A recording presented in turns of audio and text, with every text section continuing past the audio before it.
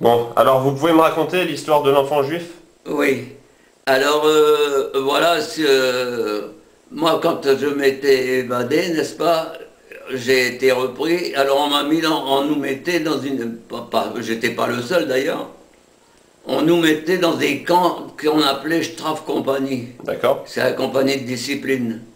Alors, j'étais arrivé dans une énorme usine où on fabriquait ils fabriquaient sur des produits chimiques parce que on avait les yeux qui piquaient, vous savez, on avait des... Puis ça sentait mauvais, je sais pas ce qu'ils faisaient, mais... Alors là, un jour, je faisais mon travail, et puis j'ai vu un petit juif qui était dans un coin, là, il pleurait comme un... Alors il y avait des grosses larmes qui lui coulaient sur les joues, et puis alors il était en haillons, vous savez, c'était un... On voyait... C'était comme un chat des fois qu'on voit, un chat sauvage qu'on voit dans les usines qui se balade cherchant sa nourriture. D'accord. Hein. Et puis alors, je vais vers lui, c'était interdit, hein, parce que c'était interdit de parler aux Juifs. D'abord, il y avait même, dans cette usine-là, il y avait même des déportés politiques, des vêtements à rayer, vous savez, puis des Juifs aussi, il y avait aussi beaucoup de Juifs. Et puis alors, à ce moment-là, je lui ai demandé ce qu'il faisait, pourquoi il pleurait. Alors il me dit, ben, ils ont tué mon papa. Et bien, ils sont venus me chercher hier, ils sont venus me chercher mon papa hier.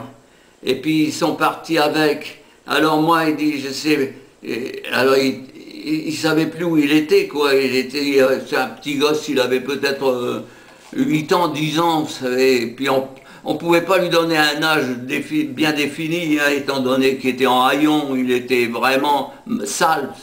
On voyait qu'il n'y avait aucune hygiène. Déjà, nous, quand on était là, on avait une douche par mois. Alors eux, j'aime mieux vous dire qu'ils n'avaient pas la douche par mois. Hein. D'accord. Alors, je lui dis, mais... Où est-ce qu'il est parti? Il dit, ils l'ont tué, ils sont partis, ils l'ont tué, ils l'ont tué. Et puis c'est moi demain, ils viennent nous chercher pour être aussi, ils vont nous tuer aussi, ils vont nous tuer, toujours en pleurant. Alors j'essayais de le consoler, je le prenais dans mes bras, je disais, allez, ne pleure pas, tu verras, ça, il va revenir ton papa, etc. Enfin j'essayais de le consoler. Et puis alors il dit, alors en allant dans sa poche, il me dit, il m'a donné ça, il dit...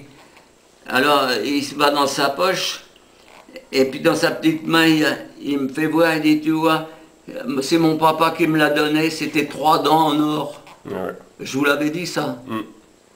Il y avait 3 dents en or. Il dit, mon papa, il me l'a dit, surtout ne le donne pas aux Allemands, qu'il dit, hein. Parce que les Allemands, je te les donne parce que les Allemands vont nous les prendre. D'accord. Ouais. Vont nous les arracher, vous les enlever. Alors à ce moment-là, il dit ne les donne pas, cache-les bien. C'est lui qui me disait ça, que je devais... C'est ça qu'il m'a donné. Il dit, donc il vous a donné les dents? Il m'a donné les dents, il a dit je te les donne, il dit parce que moi demain ils vont me tuer, ils vont me tuer, alors ils vont les prendre, alors je vais me te les donner à toi. J'ai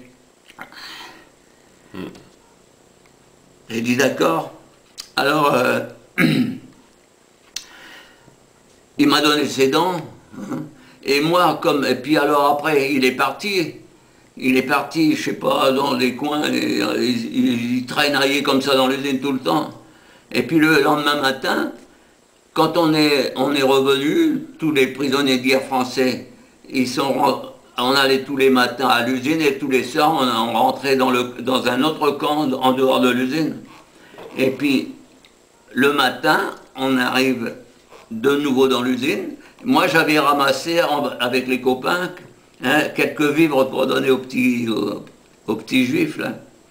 Et puis alors, on avait même mis des petits morceaux de chocolat qu'on avait. Ça, on avait des colis, nous. Mais enfin, alors, nous, en tant qu'évadés, on était considérés comme des terroristes, qu'ils appelaient. D'accord. L'enfant, il était encore là alors? Et alors, on arrive là. Moi, j'ai cherché le petit gosse. Et puis, j'ai demandé à un Allemand, parce que tous les Allemands n'étaient pas nazis, hein.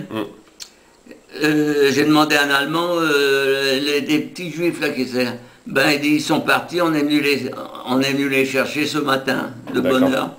Plus là, vous disiez le lendemain. Et alors il n'était plus là. D'accord. Alors on a pensé qu'il était parti, qu'il avait été exterminé, chambre à gaz probablement. Et puis remarquez, vous savez, pour la vie qu'ils avaient, hein, vraiment c'était épouvantable. Et les dents, qu'est-ce qu'elles sont devenues alors? Alors moi les dents, les trois dents, elles étaient toutes les unes soudées aux autres, l'une aux autres. Hein. Et alors un jour j'ai été dans le camp principal pour une maladie, je sais pas, parce que je tirais beaucoup au flanc, moi je ne voulais pas travailler pour eux. Et alors à ce moment-là, je suis allé au dentiste, puis je me plaignais que j'avais mal aux dents, c'était pas vrai, mais je voulais aller voir le dentiste D'accord. pour donner ces trois dents. Parce que nous, en tant qu'évadés, Oui. hein, on était fouillés presque tous les jours. D'accord, d'accord. Et à 2 h du matin, à 4 h, 5 h, 6 h, 10 h du soir, allez hop, debout à Auchten. D'accord. Alors Et vous avez donné ça au dentiste donc? Alors je vais donner au dentiste, je dis tiens, si vous pouvez faire quelque chose pour quelqu'un, on ne sait jamais. Hein. Alors c'est comme ça, parce que le dentiste lui avait pas l'intention de s'évader, alors ou il les a ramenés chez lui, j'en sais rien. D'accord. Mais enfin c'est ce que j'ai voulu faire. Hein. D'accord. Et c'est dommage que j'ai pas pu lui donner j'avais apporté une barre de chocolat et puis des biscuits de guerre français, vous savez. D'accord. Ils étaient grands comme ça, ces biscuits de guerre. À peu près comme 2 doigts, quoi. D'accord, d'accord. Mais alors, il y avait toutes les vitamines dedans, il y avait tout ce qu'il fallait. Alors, j'ai plus vu. Ah ben, maintenant, j'endors. Des fois, avant de m'endormir, j'y pense. Ou des fois, j'en rêve. Plus qu'avant, parce qu'avant, j'avais tellement d'occupations avec mon travail, je ne pouvais pas arriver, j'étais fatigué, je m'endormais de suite, et puis en plus de ça, j'étais tellement occupé par tout ce que je faisais, c'est que j'avais pas le temps, je m'abrutissais en quelque chose. Mais maintenant, des fois... Alors maintenant que j'ai plus rien à faire, hein, et surtout avec la blessure que j'ai eue, là, que j'ai été 3 mois dans une maison de rééducation, tout ça, et puis à l'hôpital, l'opération, tout ça. Alors, je peux penser maintenant. Et alors, c'est pour ça que je pense à ce petit juif là tout le temps. D'accord. J'en pense tout le temps. Je suis même obsédé par moments. Je fais des efforts pour plus y penser parce que moi, ça me dépasse, vous voyez, de voir. Et puis alors ça, c'est rien. Je ne vais pas dire que c'est rien, mais j'ai vu de ces scènes, c'était épouvantable avec ces petits juifs. Et puis ils dormaient. Il y avait des latrines qu'ils appelaient les Allemands. Alors, Une seconde. allez-y.